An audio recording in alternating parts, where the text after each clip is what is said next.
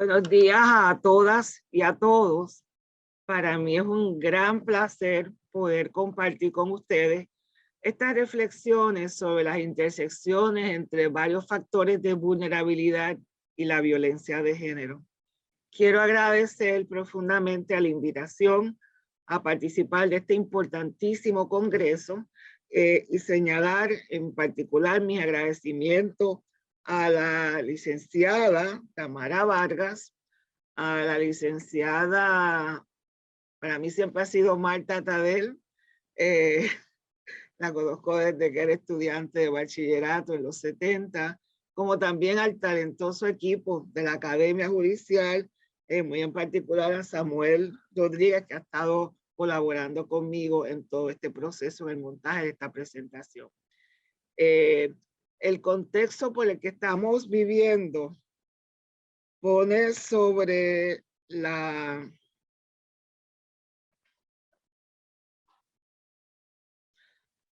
resalta la importancia de los acercamientos interseccionales para entender los procesos sociales y los fenómenos sociales.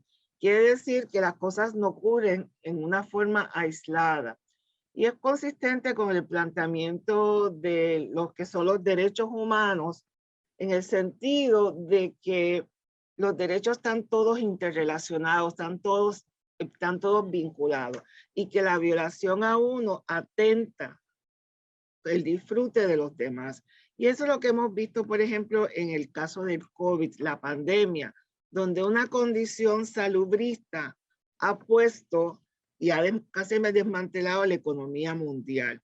Ha afectado no solamente la salud, pero los trabajos, la seguridad en todas partes del mundo. Y ese es el tipo de acercamiento que necesitamos ver, de que un fenómeno como la violencia de género no se puede mirar de solamente contando cuántas mujeres han sido asesinadas, sino verle un contexto mucho más amplio. Por ejemplo, y por eso comparto con ustedes a manera de inicio esta cita de la organización Convivencia Ciudadana, donde reconoce y plantea algo muy importante, que los actos que caracterizan a la violencia de género violan los derechos humanos fundamentales, que están contemplados y protegidos en innumerables convenciones, instrumentos internacionales, y a esa cita le añado inclusive nuestra Constitución, que prohíbe la discriminación por base al sexo.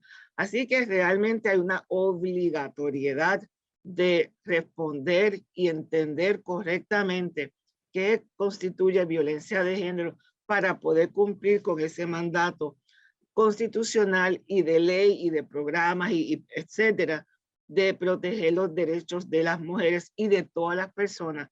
Pues como veremos en el curso de la presentación, la violencia de género va más allá de las víctimas. Hay muchas víctimas de la violencia de género.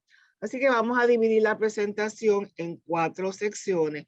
Primero mirando a los conceptos básicos y la intersectorialidad entre qué género y la complejidad de ese concepto, porque en muchas ocasiones se tiende a reducir el concepto de género a mujer y es mucho más complejo que ello.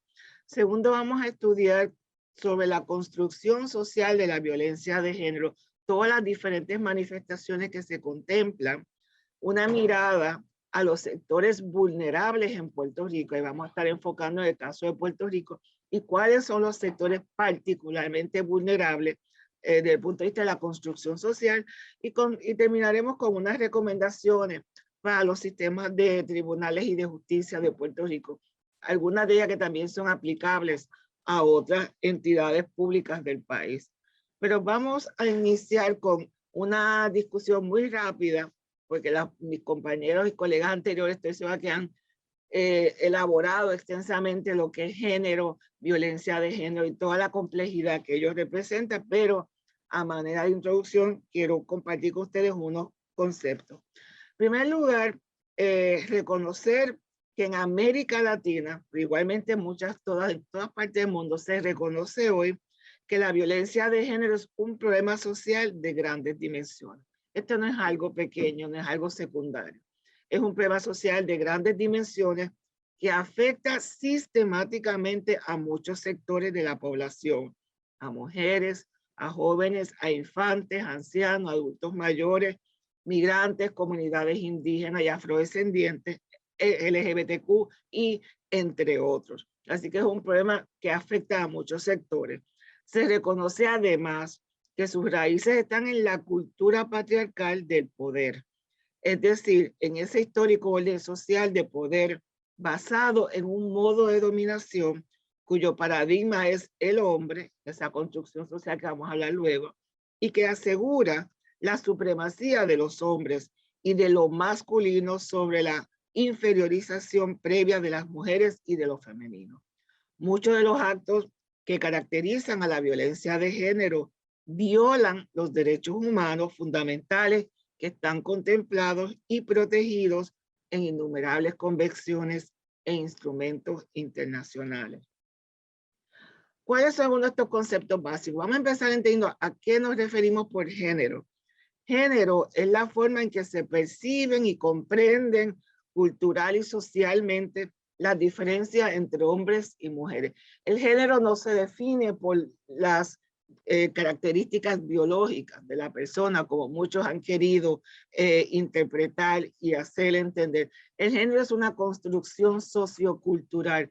Cada sociedad, y eso va a variar de tiempo en tiempo, pero cada sociedad define qué es lo masculino, qué es lo femenino, cuáles son los comportamientos que se esperan de los diferentes géneros que son reconocidos en esa sociedad. Por ende, también tengo que reconocer que el concepto de género va a cambiar a través del tiempo y en un mismo momento histórico, una sociedad puede tener una definición y otra sociedad va a tener otra. Esto es bien importante porque muchos hoy, incluyendo en nuestro país desafortunadamente, quieren volver a una definición puramente biológica y aún esa es problemática de lo que constituye el género. Y eso no es correcto. El género, de hecho, la construcción social aplica tanto a la construcción del género femenino como la construcción social de lo que es el género masculino. Así que es un concepto que es relacional y esto es bien importante, género no es sinónimo de mujeres. Muchas veces, y sobre todo en los medios de comunicación, se utiliza el término género para referirse solamente a las mujeres, pero eso no es correcto. También la masculinidad es una construcción social. ¿Cuál es el comportamiento deseado y esperado de los varones? Es una construcción social. Yo siempre digo a mis estudiantes, cuando miramos las estadísticas de los perfiles demográficos y vemos con la alta tasa de mortalidad y sobre todo la tasa de mortalidad temprana de los varones, yo digo, es que el machismo mata a los varones. Así que ciertamente, volvemos al punto central, el género es una construcción social donde, en nuestra sociedad también cae en ese grupo, se define como a la mujer como lo inferior y lo femenino como inferior y subordinado. Por ende, cuando planteamos que tenemos que tener una perspectiva de género, estamos utilizando un modelo analítico basado en el reconocimiento de esas diferencias socialmente construidas entre hombres y mujeres que van a definir unas relaciones y unas situaciones de desigualdad, de subordinación entre estos dos grupos sociales. Así que esto también nos permite desdibujar la frontera entre lo público y lo privado. Muchas personas han tratado de analizar de que las relaciones entre parejas son cuestiones privadas y no se debe intervenir. Nosotros decimos, no, también son con unas construcciones culturales, sociales, y que las relaciones de género y esa subordinación que se construye social y culturalmente nos obliga a romper con esa separación artificial entre lo público y lo privado. Como parte de ese entender los géneros, tenemos que conocer y entender y poder explicar cómo es que se construyen esos roles de género, qué se espera de cada grupo, cómo se espera que ellos se comporten. Los roles de género cumplen dos funciones esenciales: naturalizar esas acciones y generar la noción de un deber ser y hacer en función al sexo biológico. ¿Qué quiero decir con esto? Que esa definición de cuál es el rol apropiado de las mujeres o de los varones se convierte en algo tan natural que ni lo preguntamos. Nos educan, nos socializan, toda la cultura va reforzando esos principios, esos valores y se convierte en una acción natural, donde no pensamos, excepto actuamos porque eso es todo lo que conocemos. Y también se va normalizando esa noción de lo que debo ser y cómo debo comportarme, en función a esa definición sociocultural a la que hago referencia. También sirve para construir un sentimiento de pertenencia y de identificación. Yo me identifico o me debo identificar como mujer o como relacionada en calidad de subordinación al varón. Así que esto es parte de un proceso de socialización que desde pequeño en nuestras casas se empieza a educarnos al respecto. Luego continúa en las escuelas, en los lugares de trabajo, inclusive en nuestras iglesias también se va reforzando esa definición de ese papel que debo cumplir. Los estereotipos pueden tener como efecto perverso violentar a las personas que cumplen a cabalidad con los parámetros contextuales de feminidad.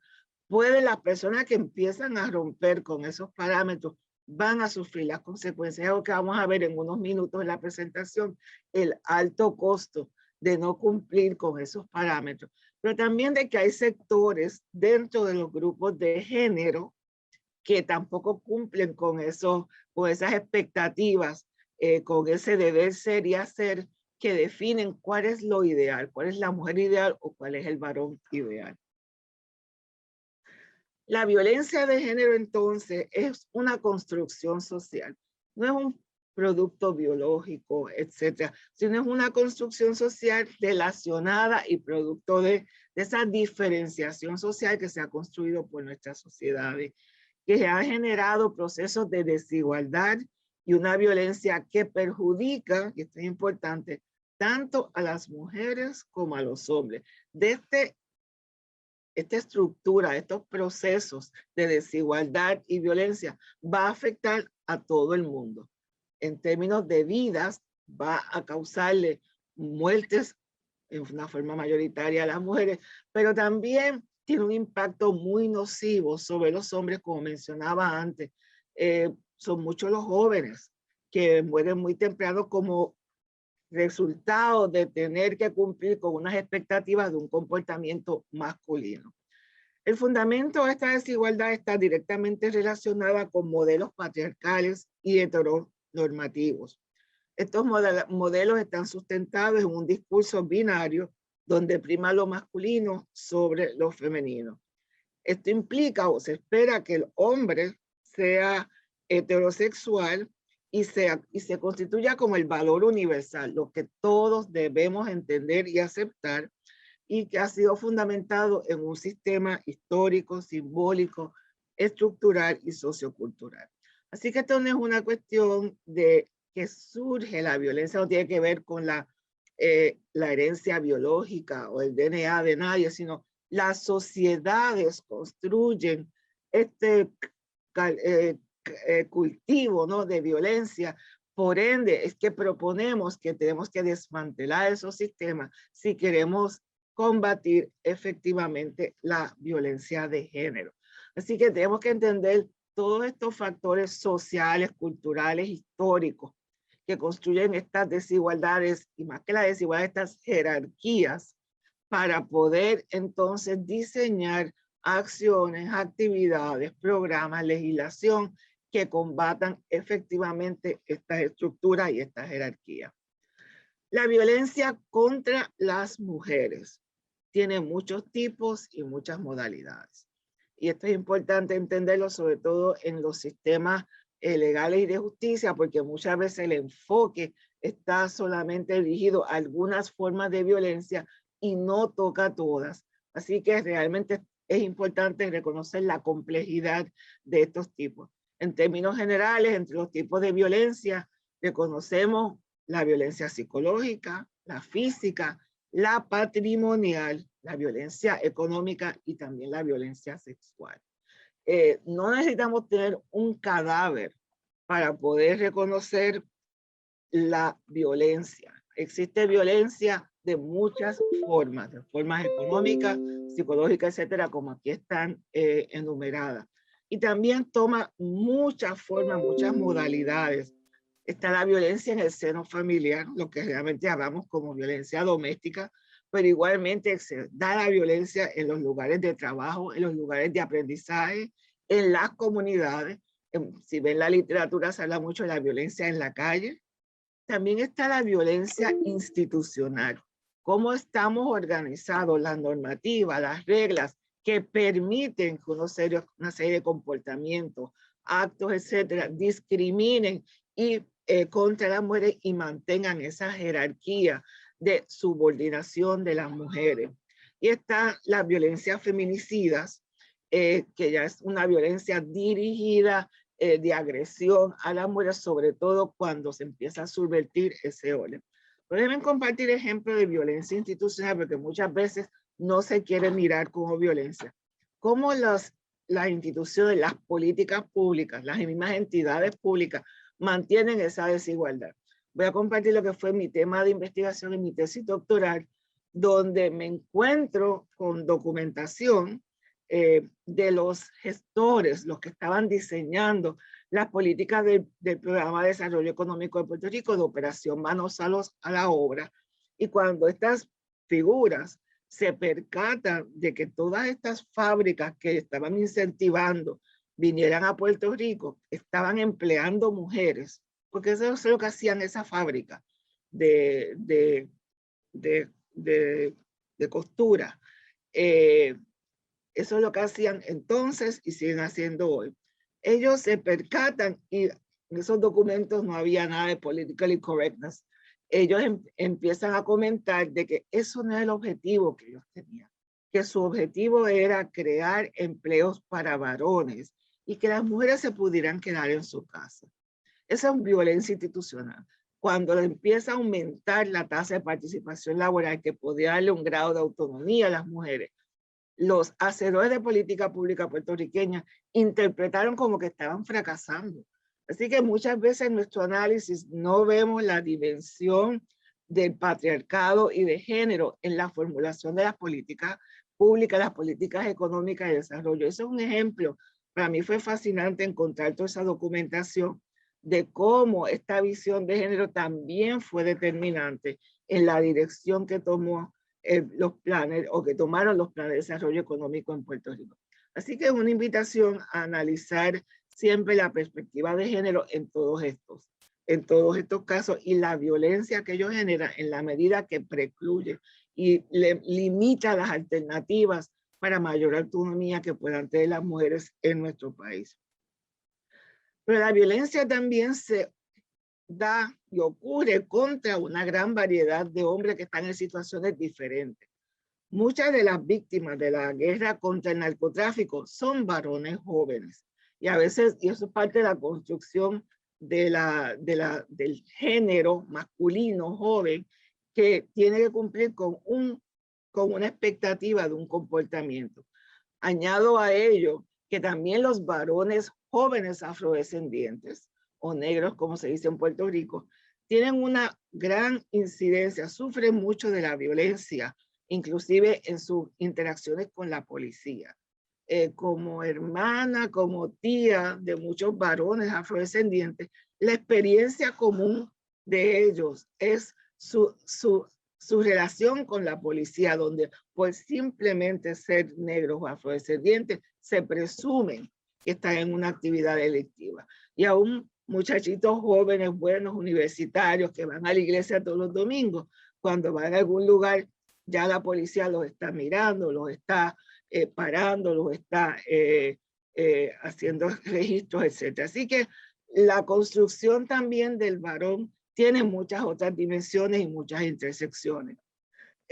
También escondido algunos casos, y siempre se están revelando casos de varones que son víctimas de violencia por sus parejas, pero en misma construcción social desalienta el que eso se denuncie, el que eso se atienda, porque entonces tú no eres hombre si tú dejas que eso ocurra.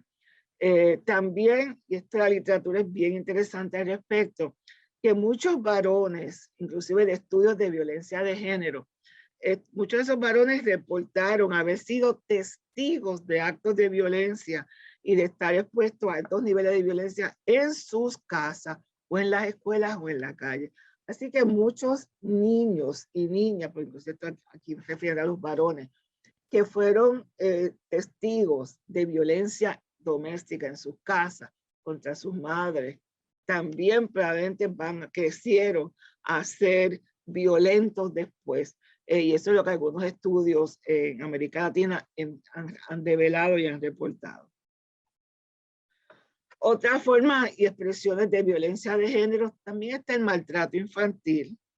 Es interesante porque algunos informes, está habiendo informes de violencia de género en España, donde además de identificar a la víctima directa, esa mayoría de las mujeres, también hace una relación de el impacto que tiene sobre los menores. ¿Cuántos menores también son afectados por los casos de violencia doméstica, el caso de violencia doméstica?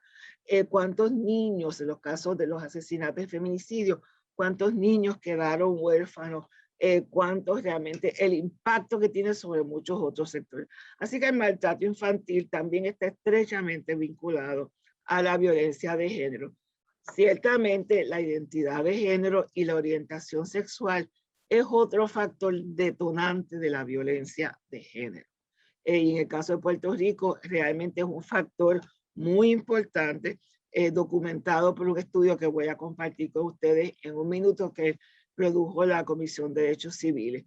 Pero es una de las manifestaciones más graves de violencia de género en Puerto Rico, porque esas poblaciones no se conforman con las expectativas de qué debe ser una mujer o qué debe ser un hombre. Así que la reacción social ha sido de una violencia abierta, no se esconde como otros tipos de violencia, se promueve, inclusive al presente hay organizaciones políticas fomentando el odio hacia esos sectores. También hay situaciones donde la violencia de género se convierte en un instrumento, como son los conflictos bélicos, donde la violación de las mujeres se convierte en un instrumento bélico. En los casos de los genocidios y los feminicidios, donde esa violencia contra las mujeres, los casos de los secuestros de mujeres, son parte de los conflictos bélicos y políticos que se dan en varios países.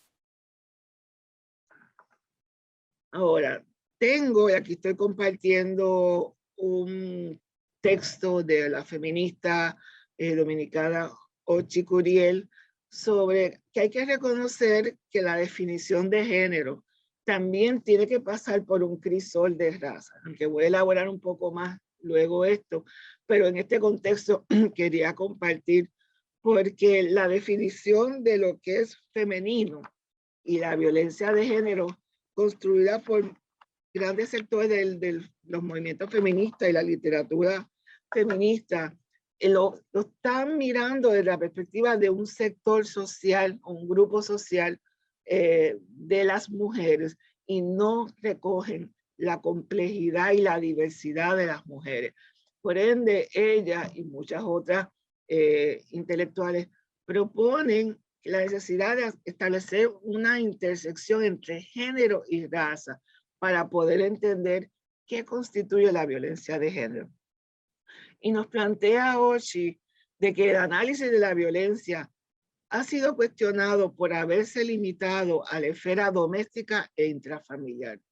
Si bien las afrodescendientes, las mujeres afrodescendientes, sufren de igual modo que otras mujeres la violencia por parte de los hombres en el ámbito doméstico, privado y público, no se especificaba cómo ésta se relacionaba con el racismo institucionalizado, que por un lado marca una representación sexual a las afrodescendientes, vistas como buenas y excelentes para la cama, hipersexuales y agresivas, que sumado a la pobreza en que viven las lleva a ocupar los mayores porcentajes en la participación del trabajo sexual y en la pornografía. Por otro lado, el feminismo no abordaba cómo esa violencia racial se manifestaba en la esfera pública, como la calle y los espacios de trabajo. Cuando hacemos una intersección de género y raza, tenemos que empezar a redefinir y ver la complejidad del fenómeno. En el caso, por ejemplo, de las mujeres afrodescendientes, y eso es el caso en Puerto Rico, Si bien la mujer a principios del siglo, por ejemplo, XX, tiene una bajísima tasa de participación laboral, ese no era el caso de las mujeres afrodescendientes en Puerto Rico. Las mujeres afrodescendientes empezaron a incorporarse a los mercados de trabajo, a participar en todo lo que son las esferas públicas mucho más temprano. Así que la participación, la incorporación en las esferas públicas, en el reconocimiento sobre su sexualidad, si tenemos derecho o no a la sexualidad, va a variar y ha variado mucho en términos de reconocimiento de las mujeres blancas versus a las mujeres afrodescendientes en el caso de nuestro continente. Así que esa intersección de género y raza es importantísimo para entender todas las diferencias y las modalidades de violencia que sufren diferentes sectores de nuestro país.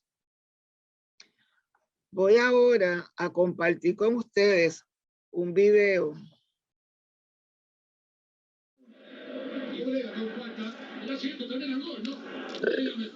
Es una vergüenza esto.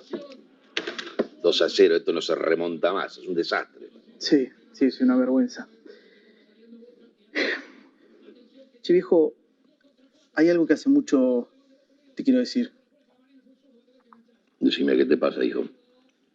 Te quiero hablar de una mujer. ¿Qué pasa? ¿Estás mal con tu chica? ¿Eh? ¿Hay otra? No. Contame, dale. No. Puedes confiar en mí, ¿eh? La mujer es mamá. ¿Qué pasa con tu madre? ¿Hay algo que yo no sé de mi propia mujer? Mira que tu madre y yo... La maltratás, viejo. La ninguneás. Le controlás todo, lo que dice, lo que hace, si llega tarde, lo que gasta, si se arregla. Le decís cosas horribles. La dejás en ridículo adelante de todos. La tratás de ignorante, vos no sabés. Vos de esto no opines. Adelante de sus propios hijos. Parece que estás exagerando. Yo pensé que esto de ser un poco duros, indiferentes, era de los hombres, pero ¿sabes qué no? Es maltrato. Es violencia. Pero qué bárbaro. Me tienen harto con esta cuestión del feminismo, pero podrido me tienen ya. Ahora resulta que todo es violencia. ¿Qué pasa? Es esa chica con la que estás saliendo que te está llenando la cabeza, ¿no? No, viejo. Lo que me llena la cabeza es la tristeza de mamá. Y esto no es de ahora. Es de toda una vida así. Y vos estás seguro de que no te va a dejar porque te quiere. Y no se anima. ¿Y sabes qué? Ojalá se animara. Sí, pero yo a tu madre la quiero. ¿No? Sí, pero la querés mal. Bueno, es mi forma. Bueno, cambia la forma. No sé. Y si tanto la querés, trátala con respeto. Con amor, con cariño. El maltrato es como vivir en una jaula, con el techo encima o sin aire. Es violencia. La violencia silenciosa y constante que no mata. Mentira. Mata igual. Mata la alegría, mata las ganas de vivir, mata la confianza y la libertad. Si conoces a alguien que está ejerciendo este tipo de violencia, frenalo. Hacele entender que no puede seguir así. Demostrarle cuánto lastima con su maltrato. No te calles. No podés quedarte callado. Y si no te animás a tener una conversación como esta, empezá por compartir el video. Es un buen comienzo.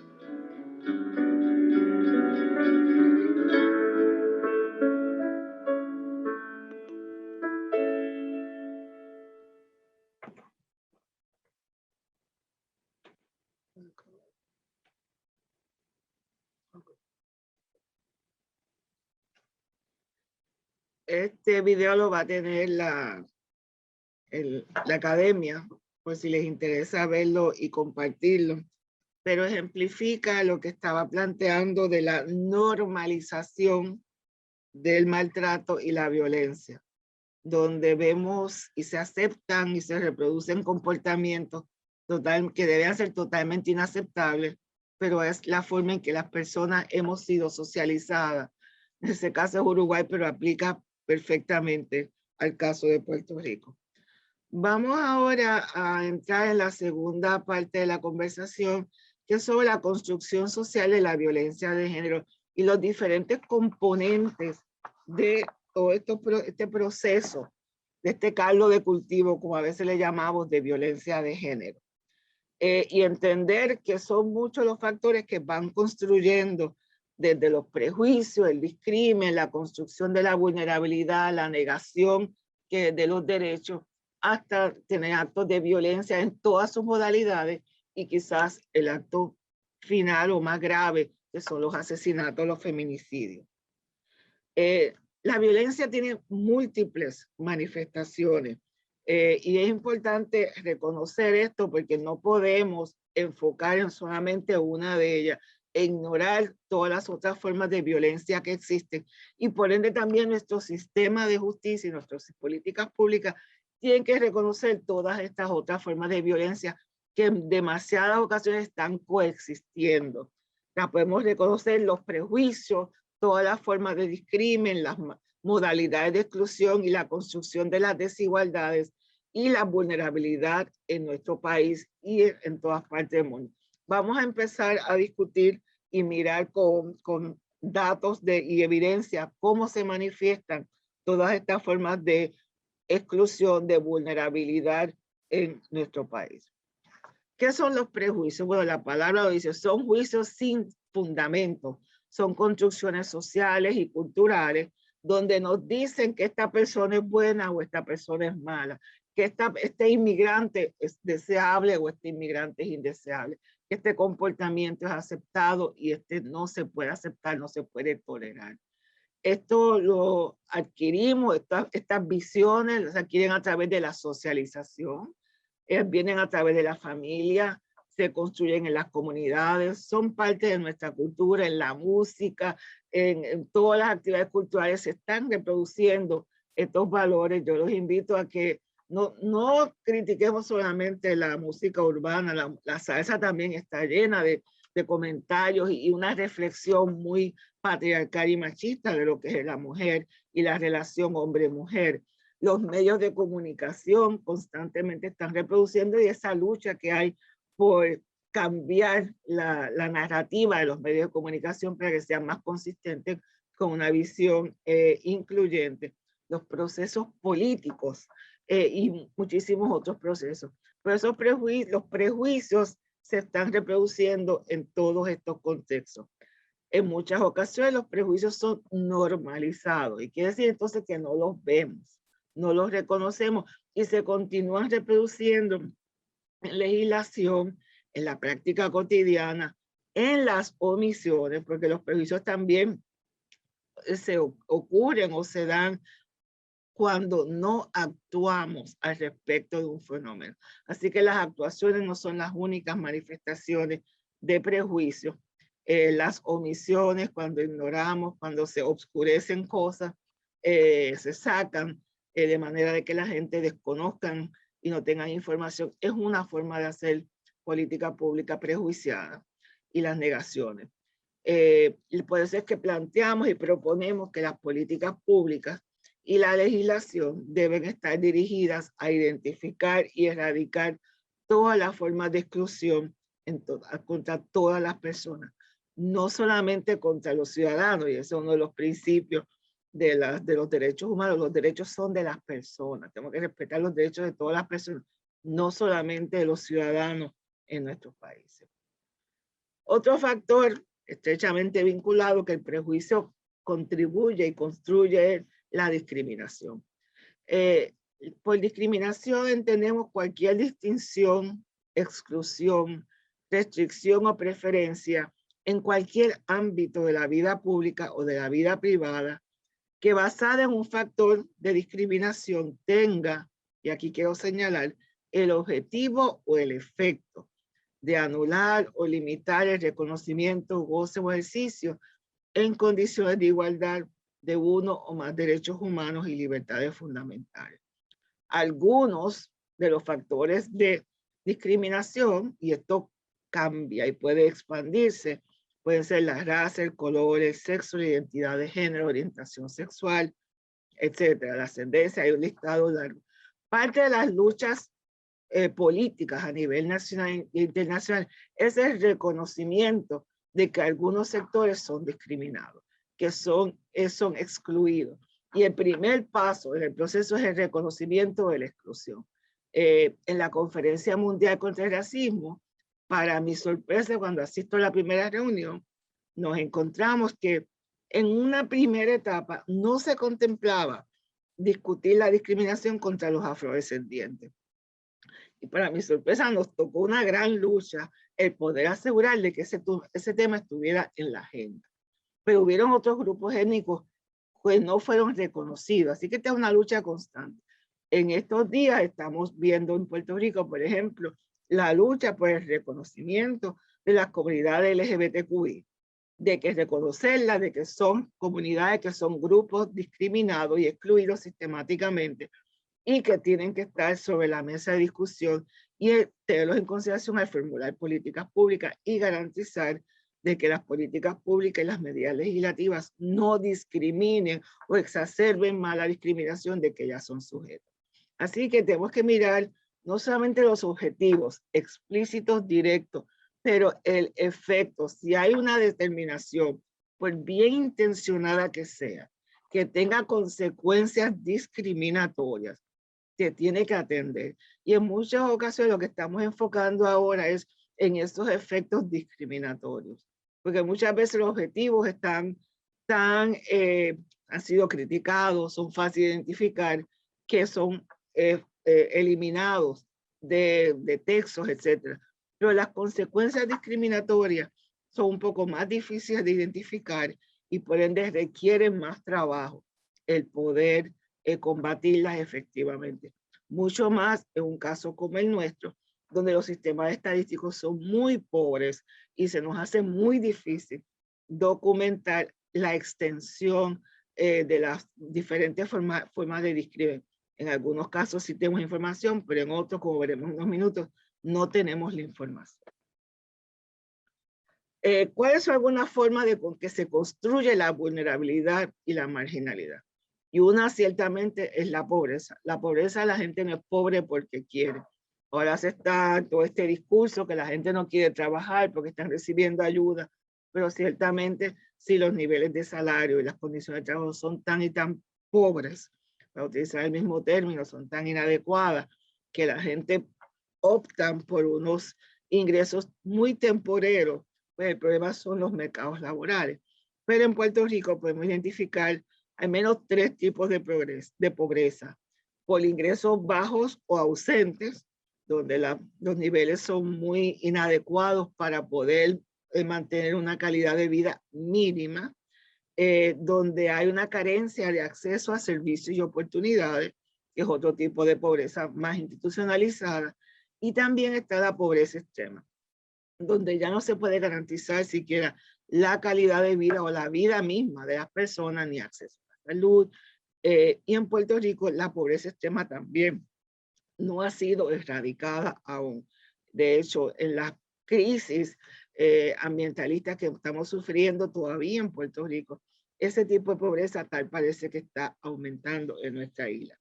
Para que veamos y tengamos una idea, porque a veces vivimos en una burbuja que no nos da una idea de la magnitud de la pobreza en Puerto Rico, comparto con ustedes unas estadísticas sobre la incidencia de pobreza en Puerto Rico.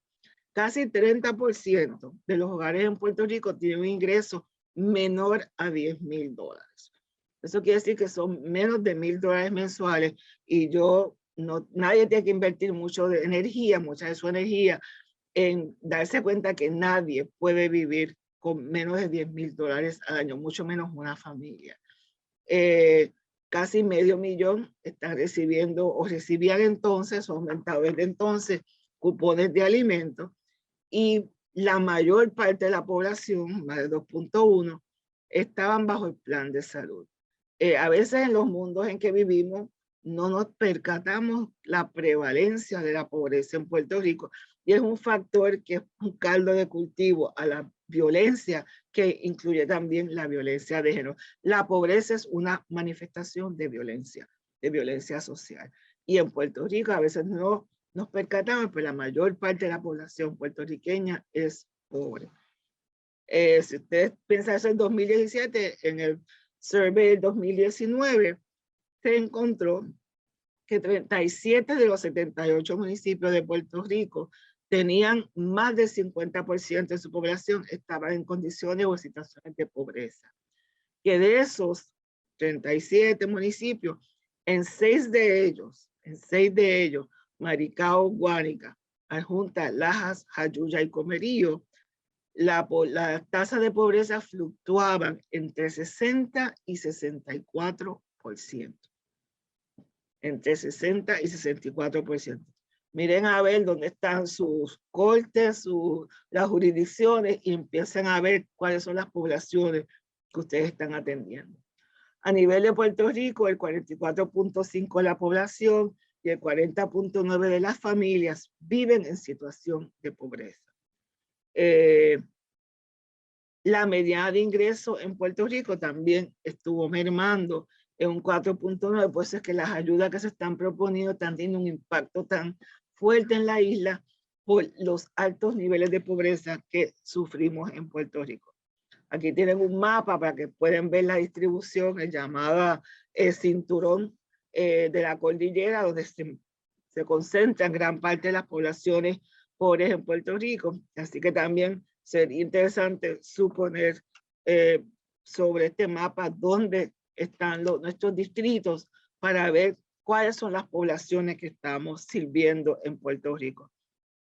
También en Puerto Rico, al igual que en prácticamente en todas partes del mundo, la proporción de pobreza de la población bajo el umbral de pobreza es mayoritariamente femenina. Las mujeres sufren una mayor incidencia de pobreza, ahí están por edad, y también otro fenómeno estrechamente relacionado a la pobreza y una de las consecuencias más devastadoras que también lo hace una herencia intergeneracional es la pobreza infantil.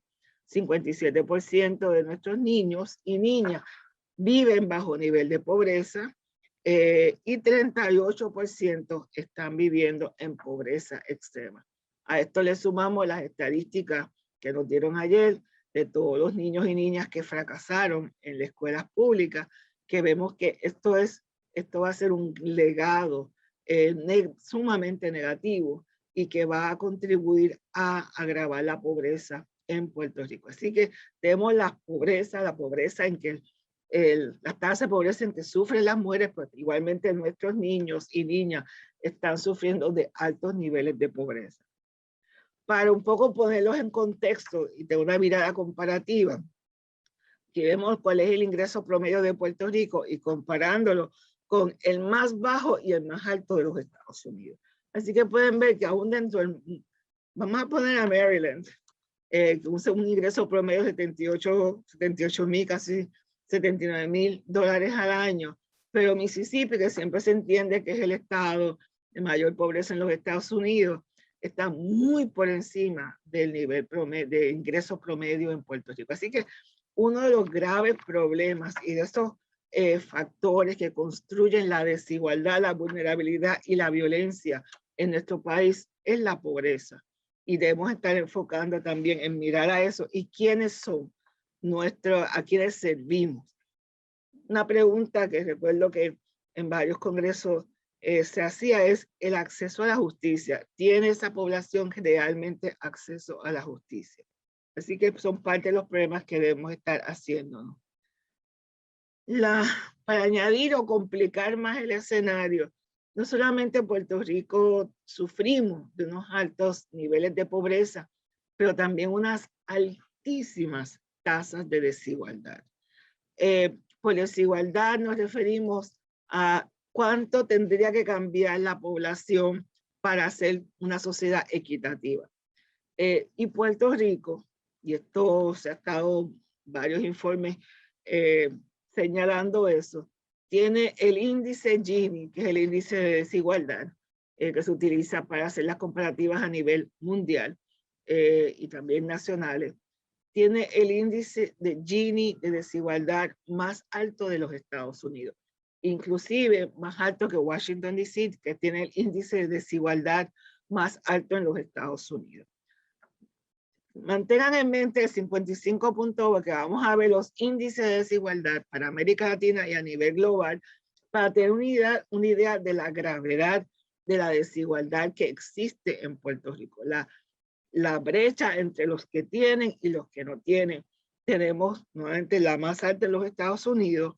Miremos ahora con respecto a los índices Gini de desigualdad a nivel del hemisferio americano, donde solamente nos supera Haití. El único país que nos supera en desigualdad, Haití. No sé si ustedes han visitado Haití. Ahora es sumamente difícil visitar Haití por la violencia que hay allí. Pero Haití, cuando yo lo visité, no dejaba de sorprenderme, no solamente la gran pobreza, pero las mansiones más grandes que he visto las vi allí. Mansiones que no he visto en Puerto Rico. O sea, la desigualdad es una cosa horrenda. Pero Puerto Rico tiene el segundo índice de desigualdad de las Américas. Solamente por debajo de nosotros, pues está todo Brasil, etcétera, Colombia, hasta República Dominicana es menos desigual que nosotros. Así que los índices de desigualdad son también buenos indicadores de la violencia que puede existir y que existe de facto en una sociedad, entre los que tienen y los que no tienen, y cómo se mantiene un régimen de desigualdad como lo que estamos viviendo. Y también para que tengan una idea de la gravedad del índice de desigualdad que tiene Puerto Rico y del problema de desigualdad, comparto con ustedes las tasas de desigualdad a nivel mundial, los rankings que se han construido a partir de utilizar el instrumento de Gini. Puerto Rico, si estuviera en ese ranking, sería el sexto país del mundo más desigual en todo el globo. No aparecemos en estos rankings porque Puerto Rico no es una república, no es un estado autónomo independiente. Por ende, pero utilizando el mismo instrumento de análisis, Puerto Rico estaría entre los países más desiguales del mundo. Estos son los primeros 10 a nivel mundial. Sin embargo, si insertamos el 55.2 nuestro, estaríamos ahí compitiendo entre lo peor. Así que nosotros tenemos un gran reto, pero también esta es parte de este contexto de gran desigualdad, de gran pobreza, de mucho prejuicio y exclusión. Vamos a mirar unos sectores en particulares que van construyendo una sociedad sumamente violenta, donde el conformar con las normas y el estatus quo y lo que se espera ser comportamiento de hombres y de mujeres va a redundar en altas tasas de violencia contra aquellos que no se conforman o para reafirmar el dominio de un sector sobre ellos. Pero quería compartir con ustedes no solamente las estadísticas sobre la pobreza, pero también sobre la desigualdad, porque son muy reveladoras sobre el grave problema estructural que estamos viviendo en Puerto Rico y que no se escucha en los medios de comunicación, ni siquiera en las propuestas legislativas que se están presentando en nuestro país. También hay una serie de transformaciones y procesos que van también contribuyendo o manteniendo esas desigualdades y esas vulnerabilidades en Puerto Rico. Y ciertamente están los retos demográficos, donde además de la muy anunciada e informada reducción poblacional, la población de Puerto Rico ha ido reduciéndose dramáticamente durante las últimas décadas y ya estamos en 3.1 millones de población. Habría que ver cuando termine el verano, que el verano siempre es el momento de una gran migración masiva, emigración masiva de Puerto Rico, cierran las escuelas. Veremos a ver si el número continúa bajando como lo ha sido en los últimos años. Igualmente la reducción en las tasas de natalidad. Esto es interesante porque las tasas de natalidad no se prevén que aumenten en Puerto Rico. las mujeres cada vez tienen menos hijos y sobre todo las mujeres con altos niveles educativos tienen menos hijos. Así que ha sido una forma como de autoprotección de las mujeres, pero ciertamente la tasa de natalidad no va a ser una solución a aumentar la población de Puerto Rico. Ya mencioné que la emigración ha continuado aumentando, la emigración mayoritariamente hacia los Estados Unidos, y también se está dando un proceso de envejecimiento de la población, donde como resultado de una expectativa de vida mayor, pues la población, al no nacer tantos niños, la emigración, pues la población de más de 50 años continúa aumentando y representando una proporción mayor de la población total. Es importante resaltar que en ese proceso de envejecimiento también a mayor la edad, mayor la brecha entre hombres y mujeres. O sea que van a haber muchas mujeres de mayor de 50 años, muchas de ellas van a estar solas, con muy bajos ingresos o con sistemas de retiro muy afectados y muy reducidos. Así que el problema de envejecimiento es mucho más complejo y crea unas desigualdades mucho más graves que cómo se está reflexionando o representando en los medios. Y otro reto demográfico que lo vemos consistentemente en todos los análisis son las brechas de género. Las diferencias significativas entre hombres y mujeres en términos de diferentes factores o variables que se estén estudiando.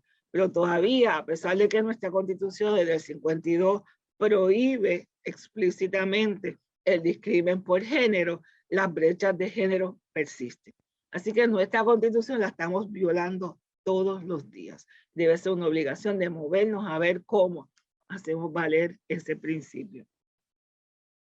Aquí comparto rápidamente, ustedes lo podrán ver luego, cómo ha ido cambiando la pirámide poblacional de la isla. Y mire los 1950, donde la inmensa mayoría de la población eran los menores, y cómo ahora ha ido cambiando a una población cada vez más envejecida, el grupo de menores cada vez menor, pero interesante es cómo el número de varones va disminuyendo con el paso del tiempo. Como les decía antes, el machismo también está matando a los hombres por los tipos de trabajo, por la inseguridad, por la falta de cuidado, etc. Así que todos estos factores son lo que están construyendo una sociedad violenta como resultado de las desigualdades, pero una violencia brutal contra las mujeres, pero igualmente en algunas modalidades también afecta a los varones. Así que tenemos que entender esa intersectorialidad, esa relación entre las desigualdades, la pobreza, los cambios demográficos que crean unos sectores altamente vulnerables en Puerto Rico, que son muchos, que no son pocos, que son muchos los sectores vulnerables que existen en nuestro país. Todo esto son construcciones sociales que en muchas ocasiones las mismas políticas públicas fortalecen o crean estas desigualdades que existen en nuestro país. Esta tabla o esta matriz con la que estoy compartiendo con ustedes fue el resultado de un trabajo de investigación que yo coordiné desde la Universidad de Puerto Rico con un grupo de colegas, donde se nos pidió que identificamos cuáles son los sectores más vulnerables en Puerto Rico. No los sectores que son afectados, sino los sectores más vulnerables de Puerto Rico. Y hacer una matriz de la desigualdad, donde se identificaban los sectores, pero también cuáles son los factores de riesgo que contribuyen a crear y sostener o exacerbar estas desigualdades. Luego, además de la búsqueda bibliográfica, la literatura, etcétera, también se llevaron a cabo muchas mesas de discusión con muchos sectores para identificar los mismos. Y luego de muchísimo trabajo, identificamos sectores. En muchos casos coincidían con aquellos sectores identificados por otras matrices de otros países o de otras regiones, la CEPAL, etcétera, que han trabajado mucho con este modelo. Porque este instrumento le debería permitir por ejemplo, a cualquier agencia de gobierno o a la Asamblea Legislativa evaluar el impacto de una medida legislativa y determinar, o por lo menos proyectar, qué impacto tendría esa medida sobre la desigualdad. Por ejemplo, si vamos a hablar sobre una medida de ley aprobada por en Cámara y Senado sobre el retiro seguro, ¿qué impacto va a tener el aprobar o no aprobar esa medida sobre la población envejeciente? Pero igualmente va a tener un impacto sobre las mujeres, porque como dije ya, una alta proporción de ellas son mujeres envejecidas, de más de 50, 60 años. Así que es una forma, un instrumento analítico para ir analizando la desigualdad. Fue bien interesante el reconocer como un sector altamente vulnerable a algunos de ellos. Algunos, pues, todo el mundo reconocían que eran obvios. Pues los menores, los viejos, las mujeres, las personas con discapacidad o diversidad funcional, eran las personas de bajos ingresos. En todos sitios se reconoce que son sectores altamente vulnerables. Nosotros como equipo de investigación decidimos deliberadamente incluir a los afrodescendientes, a pesar de que no existen suficientes datos para poder hacer un análisis detallado que este tipo de modelo nos exige. Ahora, entendíamos el equipo de investigación que también es una forma de, primero, de reconocimiento y segundo, de señalar al gobierno de Puerto Rico para moverse en esa dirección. Porque el gobierno de Puerto Rico ha rehusado documentar el perfil demográfico y socioeconómico de los afrodescendientes en Puerto Rico. Fue bien interesante porque cuando le presentamos este estudio a los directivos de Health and Human Services de los Estados Unidos, de la región de Nueva York, que es de donde aprueban millones y millones de dólares para Puerto Rico, para todos los programas de salud y de servicios sociales, me preguntaron que por qué nosotros habíamos hecho esto, por qué tomamos esa decisión. Digo, pues es evidente. Y el comentario de la directora de la región de Nueva York fue que ellos habían hecho esa misma pregunta a los funcionarios puertorriqueños en el pasado y siempre les respondía que en Puerto Rico eso no es un problema. Recuerden el comentario que hice anterior, la omisión es un tipo de política pública.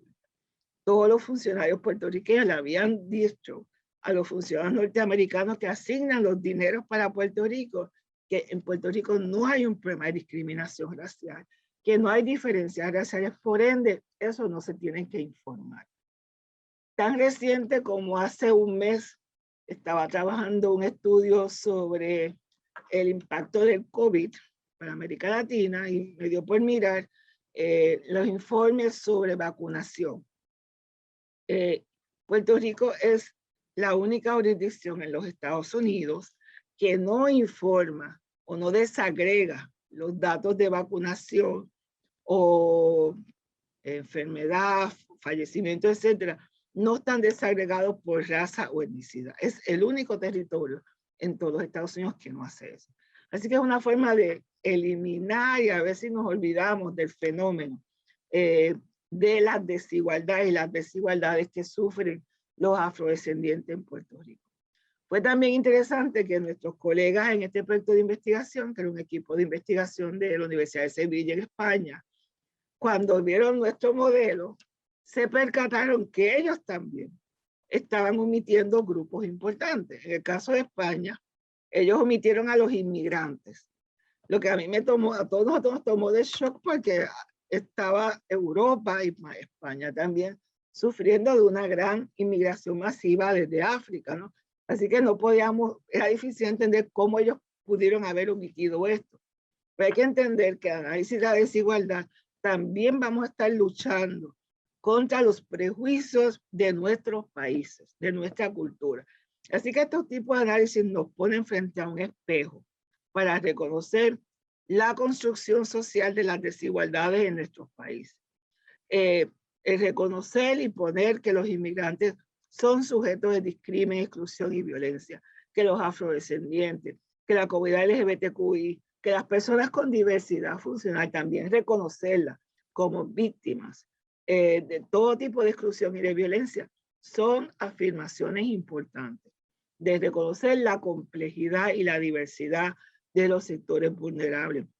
Así que quería, y era importante, mirar a todo, compartir con ustedes esta matriz para que tuvieran una noción de la complejidad de todos los sectores vulnerables y quizás poder en un futuro analizar el acceso a la justicia de estos sectores vulnerables. Pero más que analizar también, perdón, proponer cómo podemos hacer nuestro sistema de justicia uno accesible. No solamente a algunos sectores, a los que puedan, a los que tienen los recursos económicos, sino a todos. Y sobre todo, los sectores más vulnerables de la sociedad puertorriqueña. Los modelos de desarrollo económico hoy en día, o ya hace tiempo, un periodo, no se reconoce o no se define solamente en términos de crecimiento económico. Desarrollo económico, desarrollo también incluye o contempla la igualdad, la inclusión y también la sostenibilidad. Los principios llamados, la llamada Agenda 2030 de Objetivo de Desarrollo Sostenible ponen en el centro del desarrollo económico la igualdad y la inclusión. Y entendemos hoy en el campo de desarrollo que no va a haber desarrollo, no entendemos que el desarrollo no se va a ocurrir promoviendo o contribuyendo o exacerbando las desigualdades. Así que la igualdad y por ende el combate y reducir estas condiciones que van a exacerbar la violencia son parte, tiene que ser parte de la mirada. Así que no, además de mirarlo desde el punto de vista de derechos humanos, como planteaba al principio, el fomentar la igualdad, el fomentar la inclusión va a fomentar y va a reducir las condiciones para la violencia, pero también van a fomentar el desarrollo económico, el desarrollo de un país. Así que todos estos factores están estrechamente vinculados y por ende el combatir la violencia debe ser un objetivo no solamente de derechos humanos, pero también de desarrollo, de el desarrollo genuino de un país. Esto es lo que estaba haciendo referencia, la llamada Agenda 2030 de los ODS, los Objetivos de Desarrollo Sostenible. Es una agenda que fue adoptada por todas las Naciones Unidas. Hay países que hasta tienen ministerios, lo que llamamos aquí departamentos, enfocados solamente en adelantar esta agenda, como por ejemplo España tiene un ministerio de Objetivos de Desarrollo Sostenible y en toda América Latina hay organismos especializados en esto que han puesto también la igualdad de género como clave. Nosotros no vamos a tener sociedades desarrolladas sostenibles, inclusive si la mujer no tiene igualdad. Así que el combate a la violencia de género, a la violencia, está también enmarcado en los objetivos de desarrollo de las sociedades hoy en día. Así que nos da muchos fundamentos, tanto de derechos humanos, pero también de desarrollo, para combatir la violencia de género y todas las formas de violencia y exclusión contra las mujeres. Voy a dar una mirada ahora rápidamente a estos sectores vulnerables y algunos sectores vulnerables a los que hice referencia antes. En el caso de las mujeres, y yo estaba hablando mucho sobre eso, son obviamente sectores especialmente vulnerables a la exclusión social, los factores, y son sujetos de muchos factores de riesgo. ¿Cuáles son algunos de esos factores de riesgo? Pues las mujeres que están o ocupan empleos frágiles, las desempleadas y fuera del mercado laboral. Eso lo estamos viviendo ahora con el COVID porque esa área de empleo ha sido muy impactada por el COVID. Muchas son las personas que se han quedado fuera de sus trabajos y están fuera del mercado laboral. Las mujeres jóvenes con pocos niveles de educación o formación profesional adecuada, las mujeres jefas de familias monoparentales, las inmigrantes. Las mujeres inmigrantes a veces pensamos que la población dominicana en Puerto Rico son mayoritariamente varones, pero es todo lo contrario. La inmensa mayoría de la población dominicana en Puerto Rico son mujeres. Normalmente pasan invisibilizadas y víctimas de todas formas de violencia. Las mujeres mayores, las mujeres de grupos raciales y étnicos y las las mujeres por identidad de género, orientación sexual, también son particularmente vulnerables a todo tipo de exclusión y violencia y son factores de riesgo. En el caso de las mujeres afrodescendientes, y aquí estoy tomando la información y análisis de la red de mujeres afrodescendientes de las Américas, las condiciones particularmente de vulnerabilidad, pues obviamente encuentran la mayor parte de estas mujeres viven en condiciones de pobreza o pobreza extrema. De hecho, en el caso de Puerto Rico, la doctora Linda Colón ha afirmado que la pobreza extrema en Puerto Rico es mayoritariamente afrodescendiente y son mujeres afrodescendientes. También otro factor de las condiciones de exclusión de las mujeres afrodescendientes es que más de un tercio constituyen jefas de familia que tienen una pobre inserción laboral y bajos niveles de ingresos, pobre acceso a la educación, pobre acceso a los servicios de salud y falta de representación en los espacios políticos. Esto es en términos de las mujeres afrodescendientes en las Américas. Pero podemos mirar al Puerto Rico de hoy y vemos también cómo se va construyendo desde las políticas sociales y las políticas económicas la desigualdad de género. Y dando una mirada rápida a las mujeres trabajadoras y el impacto de los planes fiscales en Puerto Rico, podemos afirmar que las políticas de ajustes están teniendo un impacto desproporcionado sobre las mujeres en Puerto Rico. Muchas de estas reducciones, la reducción, por ejemplo, del tamaño del gobierno central, donde en un momento 54% de la empleomanía eran mujeres, está teniendo un impacto desproporcionado sobre las mujeres. Que las propuestas planes de retiro también están teniendo un impacto desproporcionado sobre las mujeres. La reducción de los beneficios laborales, incluyendo la contribución a planes médicos, también están teniendo un impacto desproporcionado sobre las mujeres, los cierres de escuelas, la reducción del financiamiento a educación especial. Todo esto está teniendo un impacto desproporcionado sobre las mujeres. Desafortunadamente, nuestros políticos, nuestros representantes, no están trayendo a la mesa la información desagregada para poder ver con mayor precisión estos impactos, porque la perspectiva de género todavía no ha sido adoptada plenamente como un instrumento de análisis y de evaluación de los impactos de políticas públicas y medidas como esta. Igualmente, aquí comparto rápidamente un trabajo que yo hice, fue parte de mi trabajo doctoral y lo he seguido actualizando, donde también documento el impacto de las políticas manufactureras en Puerto Rico y cómo inclusive la aprobación o la salida de las 936 tuvo un impacto desproporcionado sobre las mujeres trabajadoras en Puerto Rico. Así que es un sistema, algo sistémico, la creación de o la aprobación de medidas que afectan de forma discriminatoria contra las mujeres y crean unos sistemas de exclusión, de marginalidad y de vulnerabilidad contra las mujeres.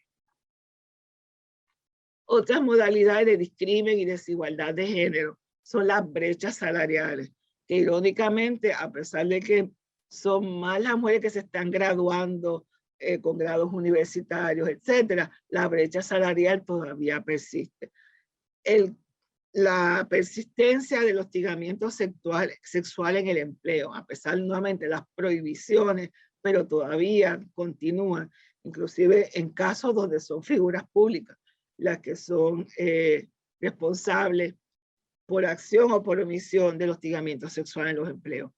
La fragilidad de los sistemas de retiro a los cuales hice referencia y, por ejemplo, los estudios que se están llevando a cabo sobre el impacto de la pandemia en las mujeres, hemos encontrado también y han documentado en Estados Unidos, en América Latina, en China, en Europa, el impacto diferenciado de la pandemia sobre las mujeres.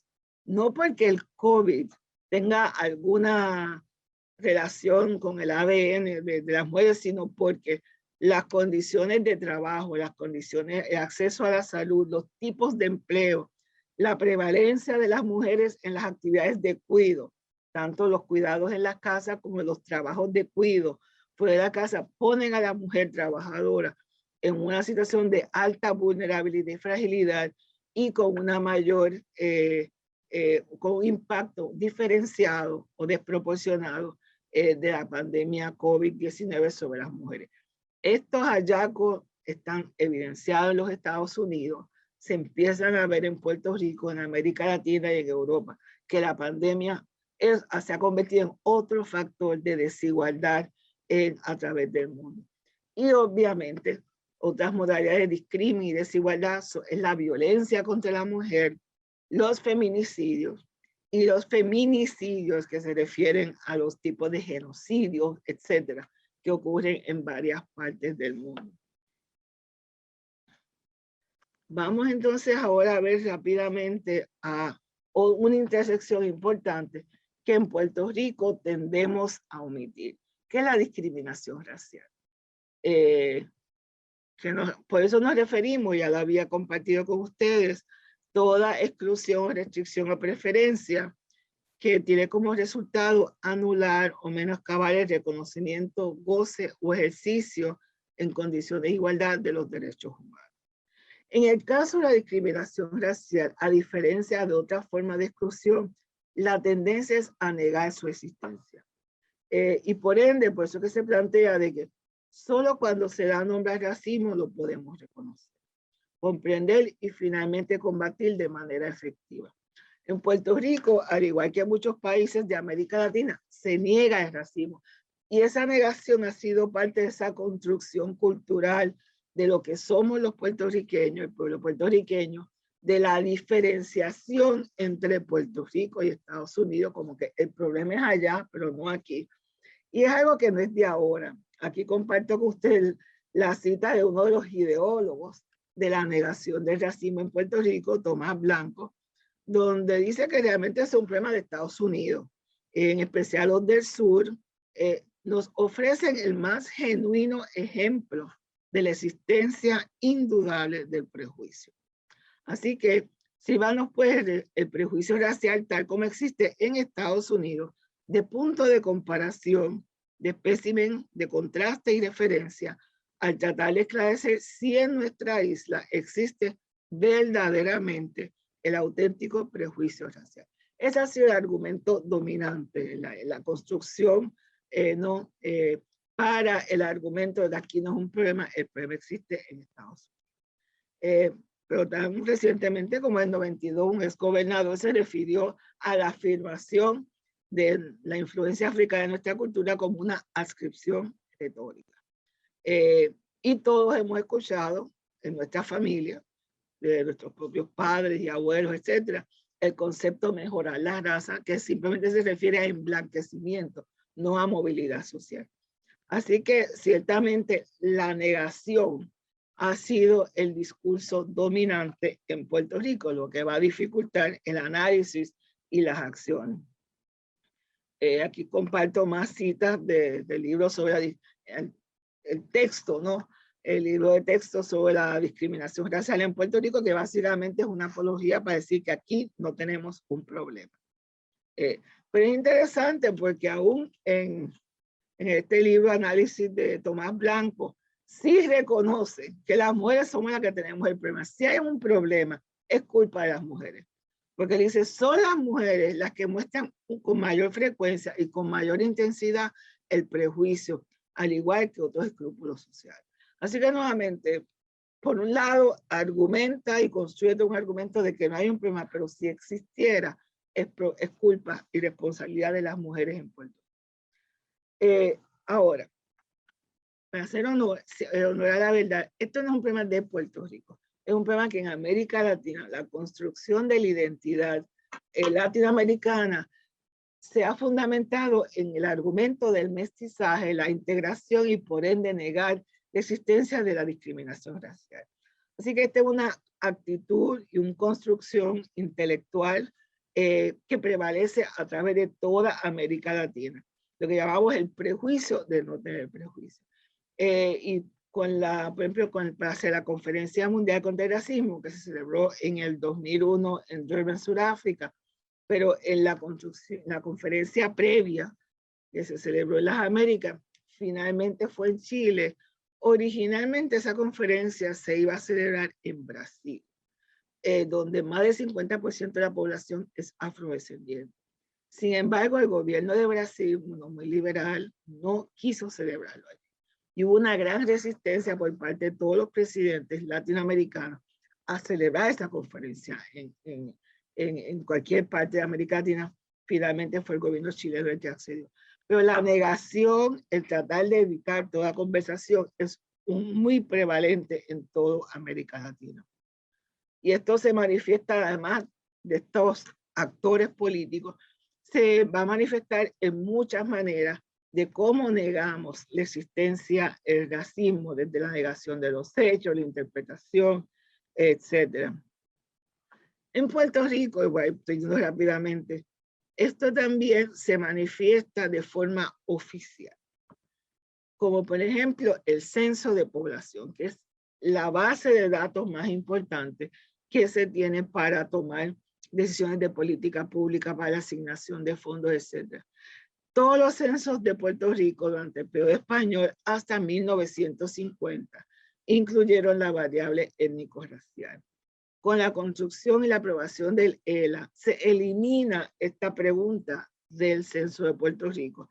Así que noten que hasta 1950 sí fue parte de las preguntas del censo y no vuelve a integrarse esa variable hasta el censo del 2000 y continúa hasta el censo ahora del 2010 y el más reciente. Veremos a ver cuáles son los resultados. Noten por las estadísticas cómo estadísticamente en Puerto Rico hemos desaparecido a los afrodescendientes. Si el porciento de blancos en Puerto Rico, con la entrada de la inicio del régimen norteamericano en 99, se estimó por la autoidentificación en un 62%, ya para el 2000, los puertorriqueños, porque esto es por autoidentificación, el 80% de los puertorriqueños se autoidentificó como blanco. O sea, la negación, uno sale a la calle, no hay que ser muy ducho para darse cuenta que 20% de la población, más de 20% de la población de Puerto Rico es afrodescendiente, o por lo menos no es blanca. Pero la negación es parte.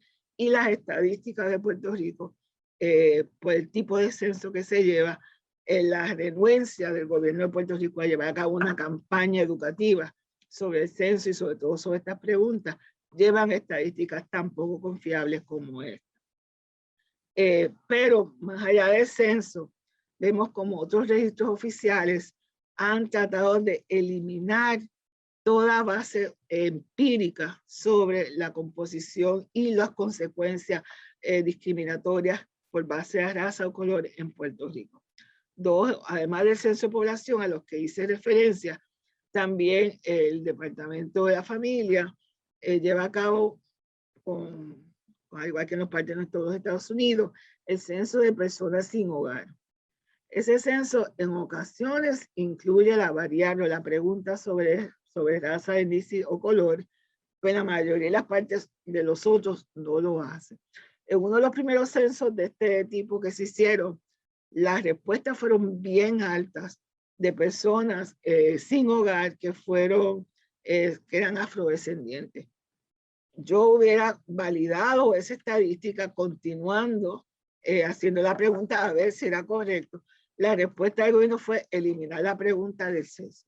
Así que nuevamente no hay una idea, excepto los que trabajan o prestan servicio a esa población, que saben que es una población con una alta proporción de personas afrodescendientes. Pero más interesante aún, por lo menos para los que trabajamos en este campo, es el censo de la población confinada.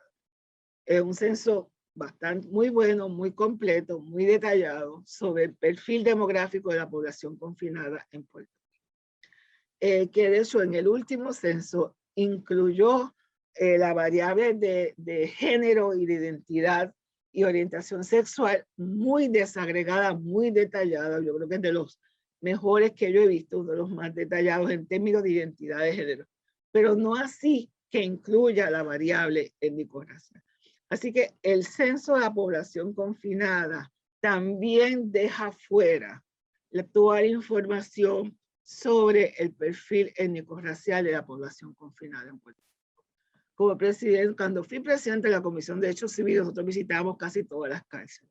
Y yo puedo afirmar que es una proporción muy alta, pero no hay estadísticas. Y los censos de población confinada no ayudan a eso.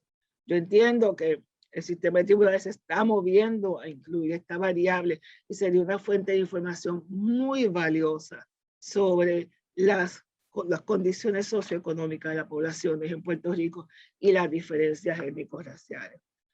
También no tenemos instrumentalidades públicas con responsabilidad primaria de combatir la discriminación racial. Así que este vínculo entre racismo, discriminación racial y de color y violencia, sobre todo violencia de género, no vamos a tener datos oficiales porque estos organismos responsables de recoger la información no lo hacen con respecto a raza y nos mantienen totalmente ignorantes sobre un fenómeno que se observa, pero no podemos documentarlos empíricamente como nos requerirían varios organismos para poder adelantar políticas públicas. Ahora quiero rápidamente compartir con ustedes para que vean cómo estas exclusiones se manifiestan. Y en este caso, yo voy a estar citando del estudio de la Comisión de Derechos Civiles que se llevó a cabo en 1999 por la doctora Maya Muñoz e Itza Alegría, sobre el discrimen por razón de raza en los sistemas de seguridad y justicia en Puerto Rico. Nuevamente, como no podemos basarnos en estadísticas empíricas, se tuvo que recurrir a entrevistas. Y afortunadamente tuvimos la autorización, la comisión tuvo la autorización de poder entrevistar a jueces, también se entrevistaron policías, etcétera, sobre la discriminación y cómo se manifestaba en este caso en los sistemas de justicia. Yo no fui parte de esta entrevista, así que por eso quizás fueron muy honestos y muy abiertos los jueces en su respuesta. Pero quiero compartir una de ellas porque a veces uno tiene que mirarse a un espejo. Y estoy citando de este estudio. Para ellos, en la medida en que la administración de la justicia es reflejo de la sociedad, el racismo, el prejuicio y la discriminación están presentes en las mismas. Los jueces y las juezas son personas que imparten la justicia, pero además son productos de esa sociedad. Una de esas personas entrevistadas ilustró este planteamiento en un ejemplo de su propia experiencia. Ahora van a citar a un juez. El juez estaba mirando el caso de una mujer, la estoy citando, que se le habían removido los niños, ya que ella por negligencia había perdido la capacidad de protegerlos. Cuando estudié el caso, cometí la falta y me hice un retrato de la mujer acusada, que no correspondía. Pensé que la mujer del litigio era de la raza negra. Y el juez, y el día del juicio, añade el juez, veo a esta mujer rubia, maestra de escuela, graduada, que ha pasado por el síndrome de violencia doméstica y que después de 200 denuncias las quitaba todas y que finalmente se atrevió a dejar una. El juez sostiene que al percatarse inmediatamente de su prejuicio, dice, yo me sentía abochornado de haberme hecho un estereotipo de que esta mujer no era una mujer blanca. Y dice, y el juez considera que, y cito nuevamente, la sobrerepresentación de la raza negra en problemas de esta índole me llevó a pensar que la persona acusada era de la raza negra. Comparto esto con ustedes porque los invito a pensar cuántas veces nos hemos hecho una imagen de quiénes son las personas acusadas, de quizás hasta qué punto son responsables por lo que le están haciendo. Si validamos a los testigos que están viniendo y muchos tipos de argumentos, o sea, que nosotros no estamos inmunes a estos prejuicios raciales que están socialmente construidos en Puerto Rico. El libro completo está en la comisión, pero yo se lo puedo enviar para que sea parte de todo el estudio, ¿no?, que hizo la comisión. Entonces, y aunque dirán eso en el 99, yo creo que eso no ha cambiado. Yo creo que tenemos que hacer una gran reflexión, una introspección, no para tirarnos culpas, etcétera, sino para empezar a superarlo, porque el primer paso para superar y no tratar de decir que esto ocurre en otros sitios, pero también los sistemas de justicia no están inmunes a estos problemas. Otra manifestación de la discriminación racial y la violencia, en este caso a mirar a los menores, es lo que la literatura ha identificado como la adultificación de los menores afrodescendientes. Estos estudios demuestran que en los Estados Unidos los menores afroamericanos, tanto varones como niñas, son percibidos como casi adultos y por ende con menos necesidad de protección. La adultificación de menores afrodescendientes los hace vulnerables a ser más víctimas de actos disciplinarios y acciones por parte del sistema de justicia. Yo encontré esta literatura tratando de entender el caso de la menor Alma Yariela Cruz, aquí en Puerto Rico. Una jovencita, estudiante de escuela pública de educación especial, que se hubo intentado de juzgarla como casi adulta por el sistema de justicia de Puerto Rico. Y pensaba que era una aberración nuestra, pero me encuentro que es una tendencia en los sistemas de justicia, donde la intersección en este caso es género, raza y edad. Pone en una condición de alta vulnerabilidad a los jóvenes afrodescendientes. Así que aquí hay una alerta para también empezar a mirar con mayor cautela cómo estamos atendiendo y si estamos clasificando como casos de adultos, casos de menores afrodescendientes con mayor proporción que otros jóvenes. Y otras manifestaciones de discriminación racial en toda esta intersección, obviamente ya hemos mencionado sobre la incidencia de pobreza extrema, pero está el gran reto de acceso a la justicia. Me consta que en conferencias anteriores se ha discutido el tema de discriminación racial y acceso a la justicia. Sería importante ahora también vincular cómo se maneja la violencia de género en relación con la discriminación racial y el acceso de esas víctimas a los sistemas de justicia.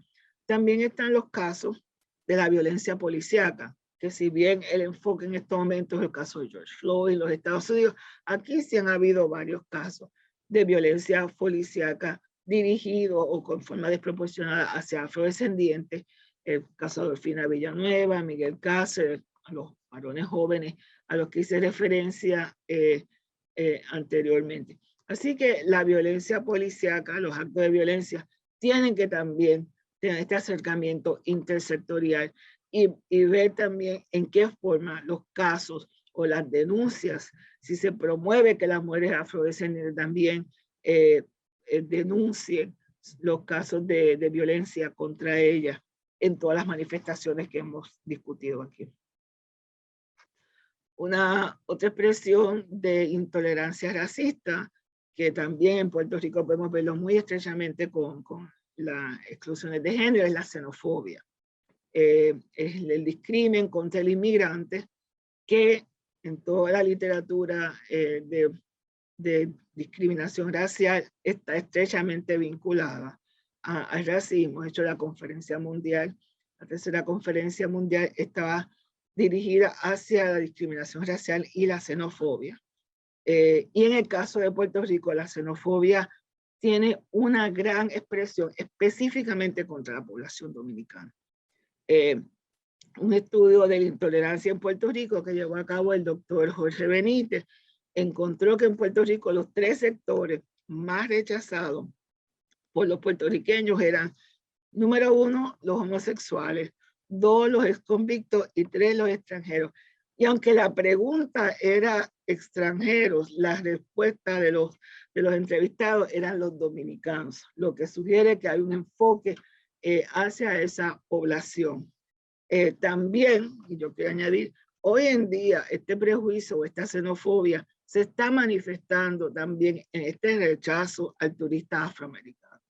Realmente es algo muy preocupante cómo se está enfocando en un tipo de turismo en el sentido que es afroamericano este turista.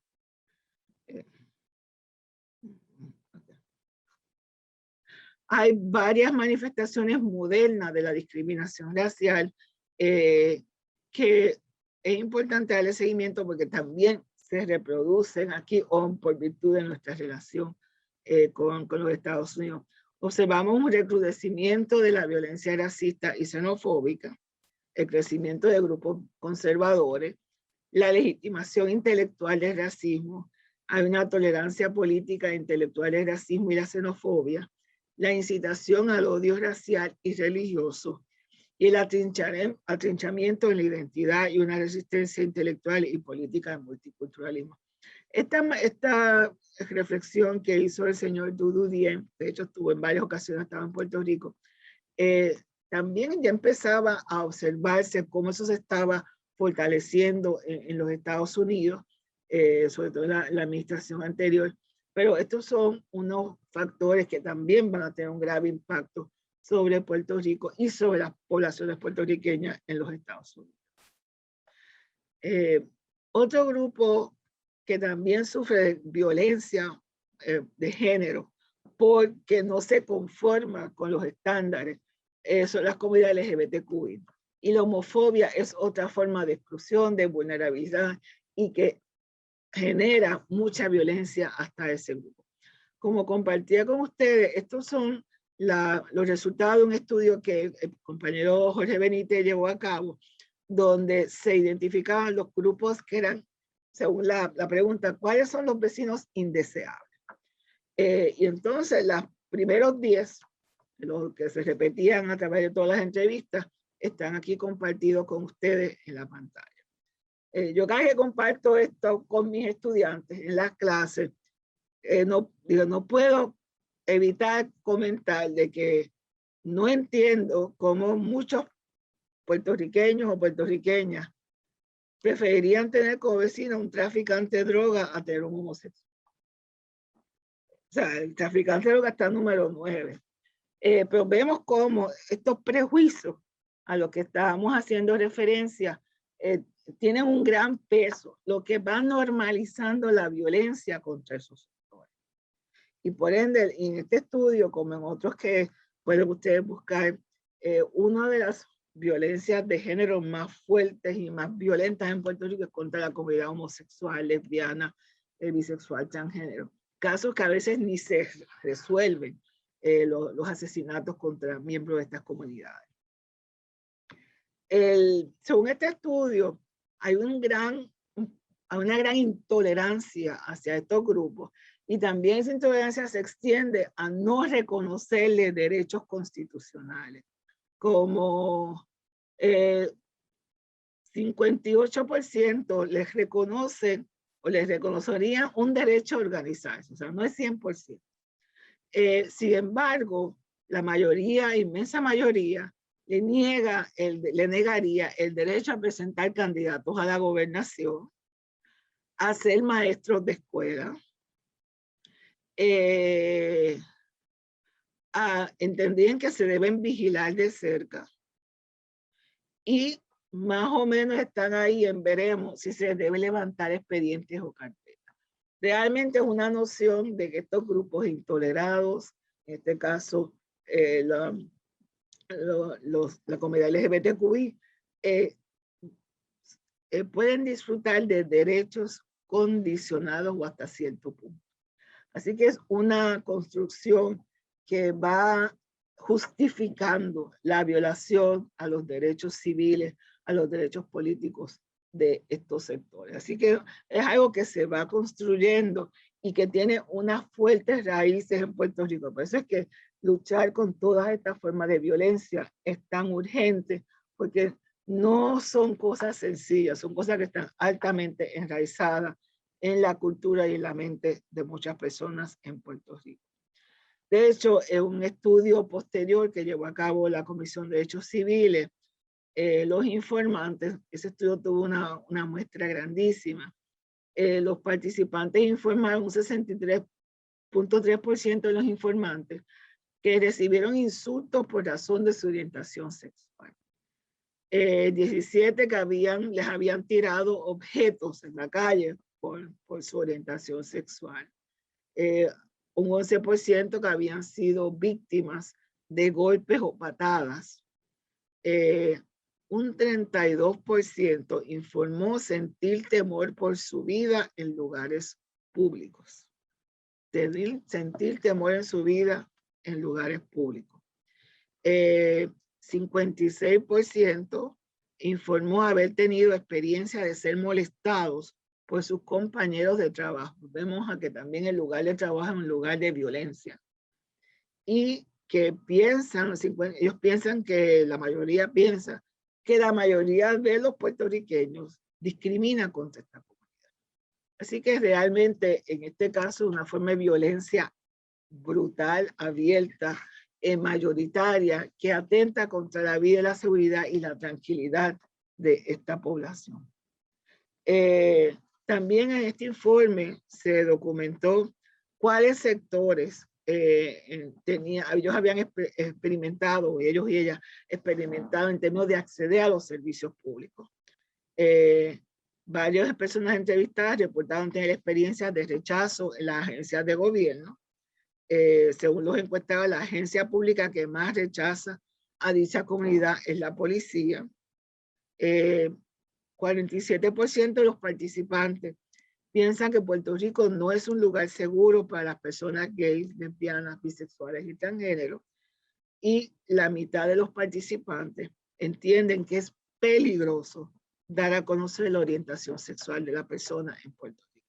Así que la homofobia y la violencia de género en Puerto Rico es rampante. Es un problema grave, es un problema rampante que amerita una atención y que ciertamente es una responsabilidad de todos y todas darle una respuesta. Igualmente, las personas de diversidad funcional o discapacidad también son víctimas de formas de violencia. En particular, las mujeres y niñas son de una alta probabilidad de ser víctimas de violencia sexual y violencia de género, primero porque por su condición no tienen la misma forma de defenderse y probablemente están sujetas, son probablemente víctimas de familiares o personas que las cuidan. Pero la discapacidad es otra área que tenemos que añadir a la discusión sobre las vulnerabilidades y las relaciones de la violencia de género con otros factores intersectoriales, además de los de raza, etnicidad, que hemos estado mencionando. Y otro factor relacionado a lo que ya mencionaba, al envejecimiento que está sufriendo en Puerto Rico, que es otra forma de ir minando la capacidad de la autonomía y la posibilidad de protegerse, el envejecimiento y el número creciente de mujeres de edad mayor, de más de 50, 60 años, una tendencia que en Puerto Rico es cada vez más femenina. De continuar las tendencias actuales, Puerto Rico se estima que la población de 19 años ya se está dando, va a ser mucho menor que la población de 60 años o más. Y por ende, esta población, estos cambios nos tienen que obligar a repensar muchas políticas públicas y cómo nos acercamos y prestamos servicios a ese sector. Como hemos dicho antes, tenemos que repensar los sistemas de retiro, la planificación de vivienda y transportación, los servicios de salud y cómo se le prestan servicios de seguridad y garantizamos la seguridad de esta población envejeciente, muchas de las cuales son mujeres, muchas de las cuales quizás estén solas, porque estamos viendo que con la emigración de familias jóvenes o de edad mediana, se están quedando muchas de las madres solas aquí en Puerto Rico. Así que ahí se crea un problema de seguridad y vulnerabilidad mayor. Y todo esto está relacionado con el envejecimiento, la feminización del envejecimiento. Así que esta es otra área de vulnerabilidad, de protecciones particulares que se tienen que empezar a repensar y atender en Puerto Rico. Y quiero terminar con unas recomendaciones muy rápidas de un estudio que que yo trabajé el año pasado y que está publicado. El estudio se lo estoy enviando aquí a la academia para que ustedes lo puedan leer completo, que es lo que es una invitación a redoblar el compromiso del sistema judicial con lo que llamamos el DEI, diversidad, equidad e inclusión. Este fue un trabajo que se hizo para la Academia de Jueces en los Estados Unidos sobre la diversidad, equidad e inclusión, que requiere en primer lugar reconocer la diversidad de un país,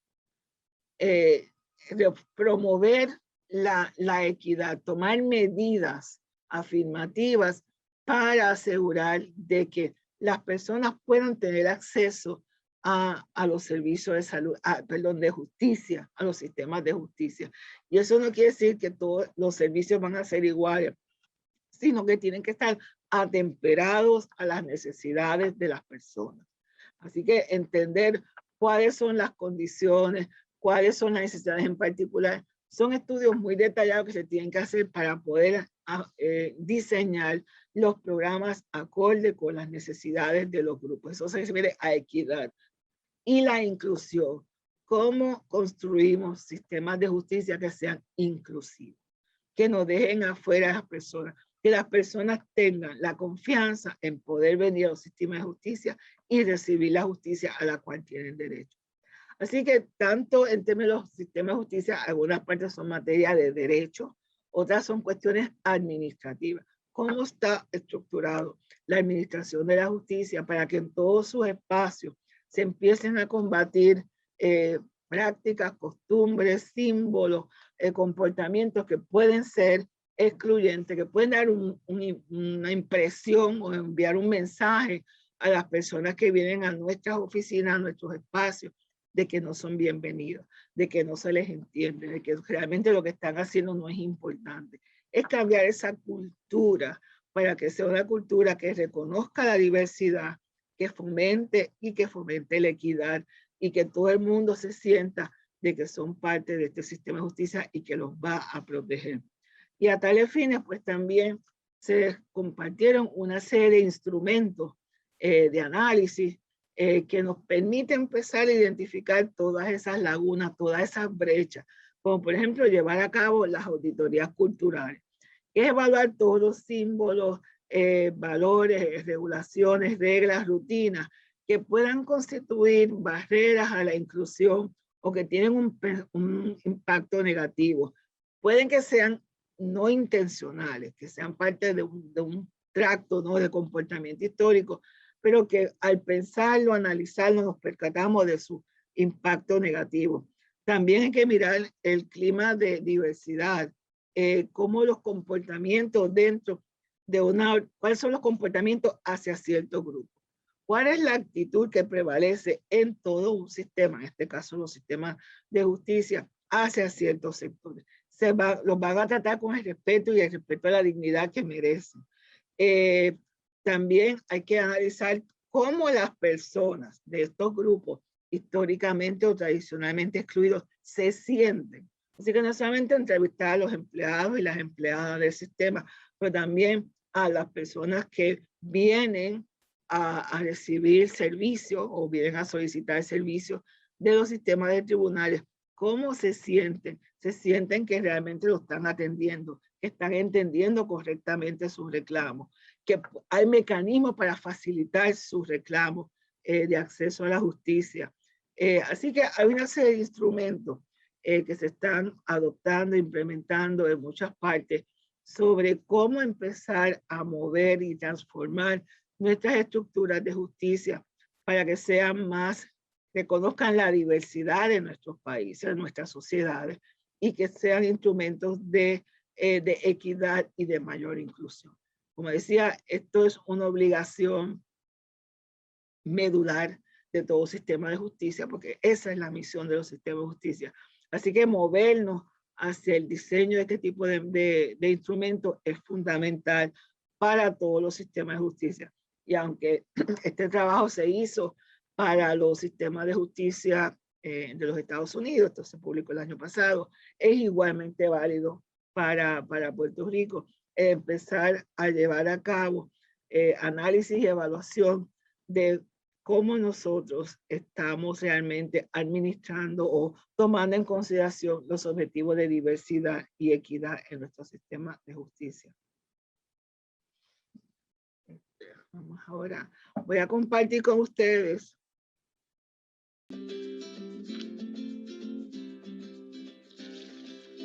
La Ley 19.580 de violencia hacia las mujeres basada en género garantiza una vida libre de violencia para las mujeres. Es un avance fundamental porque por primera vez se tienen en cuenta todos los factores presentes en la violencia hacia las mujeres: factores sociales, factores culturales, factores económicos y factores políticos. Además, reivindica las condiciones que influyen en la desigualdad, como el género, la etnia, raza, el lugar en que vivimos, la identidad de género, la condición de discapacidad, la edad y la clase social. Esta ley define la violencia de género como una forma de discriminación contra todas las mujeres, niñas y adolescentes, que afecta su vida y atenta contra su libertad y dignidad. Reconoce la violencia de género en todas sus manifestaciones: violencia física, psicológica o emocional, sexual, económica, patrimonial, simbólica, obstétrica, laboral, en el ámbito educativo, acoso sexual callejero, violencia política, mediática, doméstica, femicida, por prejuicio hacia la orientación sexual, comunitaria, étnico-racial e institucional. Además, distingue la violencia ejercida en los ámbitos privado, público e institucional.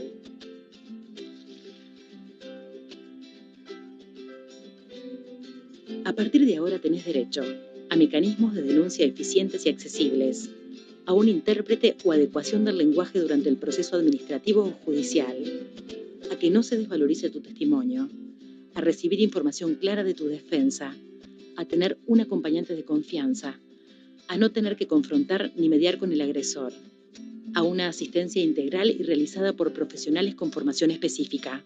En caso de abuso sexual, tenés derecho a elegir el sexo de quien realice los exámenes y cualquier examen físico requiere de tu consentimiento. Contás con licencia extraordinaria con goce de sueldo durante 24 horas a partir de la presentación de la denuncia o de la disposición de medidas cautelares. En caso de despido, tenés derecho a una indemnización especial. Tenés derecho a permanecer en tu vivienda si es alquilada y al retiro del agresor. Y podés solicitar un centro de estadía transitoria para tu protección. Esta ley incorpora nuevos delitos: el abuso sexual especialmente agravado en casos de penetración, el abuso sexual sin contacto corporal, la divulgación de imágenes con contenido íntimo o sexual, el embaucamiento por medios tecnológicos y con fines sexuales a menores de edad. En casos de abuso sexual, los delitos contra niños, niñas y adolescentes no prescriben. Tus derechos son respaldados por un sistema de respuesta integral que prevé el trabajo de prevención, atención, protección, el acceso a la justicia y la reparación. Los servicios deben ser universales y descentralizados. A partir de la creación de los juzgados especializados en violencia basada en género, doméstica y sexual, se atenderán en una misma sede los casos de violencia de género hacia mujeres, niñas y adolescentes que requieran. Procesos de protección, divorcios, pensiones alimenticias, tenencias y visitas, suspensiones, limitaciones o pérdidas de la patria potestad de los agresores, y los procesos penales derivados de la violencia basada en género, doméstica y sexual. Además, crea un observatorio de violencia de género para el registro y control de la ley. Esta ley es el resultado del trabajo del Estado y las organizaciones sociales en el Consejo Nacional Consultivo y expresa el compromiso de los 3 poderes del Estado. Promueve el cambio cultural y mandata a todos los organismos del Estado a combatir la violencia de género, garantizando la transparencia y la rendición de cuentas.